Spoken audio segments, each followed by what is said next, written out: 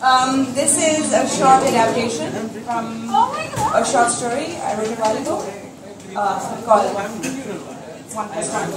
1+1. So guys,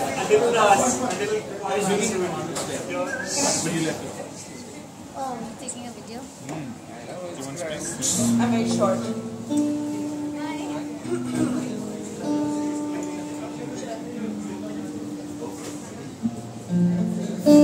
So this is what I think at 9:35 on a Friday night when I arrive at the bar for work. There are these little silver threads connecting everyone, invisible to the naked eye, but so powerful that you can feel if one of them is tugged or broken. The threads go stronger if you love someone, and they stretch no matter where the person is. They lead from your heart to theirs. Lucinda, my London thread. When I think about her, I imagine the silver line which means me on her heart tighten. And then she has to think about me, no matter what she's doing. Which, considering the hour, and considering she's a bartender as well, means that she may just be waking up. I met her couch surfing. She was visiting Chandigarh and asked me whether she could come and stay. She was the only person who ever did. I went to pick her up at the train station coming in from Delhi, even though she said it wasn't necessary. I had a piece of chart paper and I wrote her name on it. Lucinda. I knew her instantly, even though her photo on the side was quite far away and blurry. Just by the way she walked, looking around her with curious eyes, stepping past the coolies and out in the open.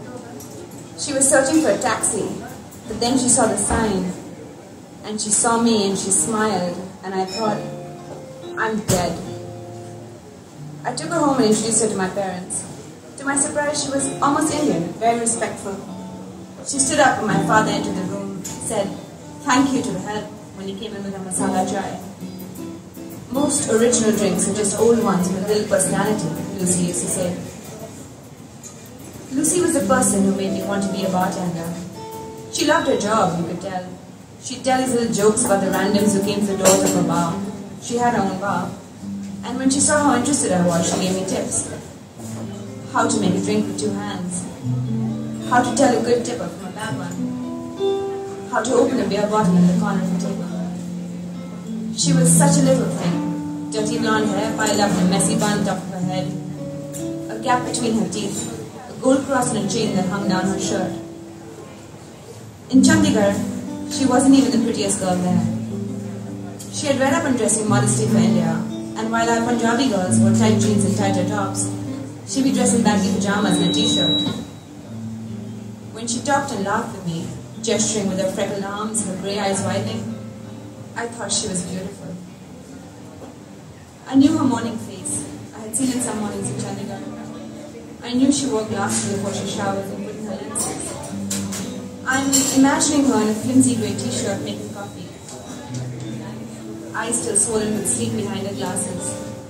She'd be smoking her first cigarette, reading the morning paper, turning the shower on. But no, I don't want to imagine her naked.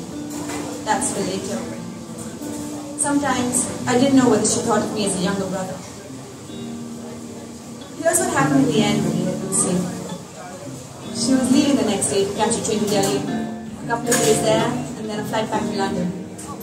We were sitting in the terrace section of a restaurant I liked, and she was eating, but I couldn't. Because every time I tried to swallow, it was like there was a stone lodged in my throat. A little piece of gravel. The kind that looks innocuous, but when it gets into your shoe, can cripple you for a while. I've had a good time, she said, finally looking up and covering my hand with hers. You must come to London soon and visit me. And tell me how the whole bartender thing works out for you.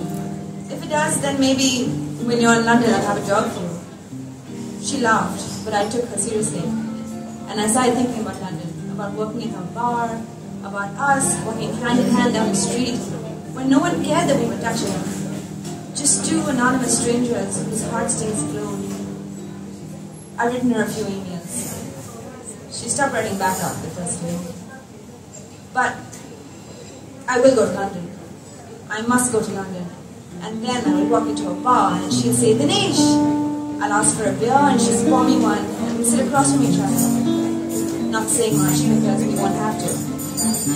There's silence of catching up.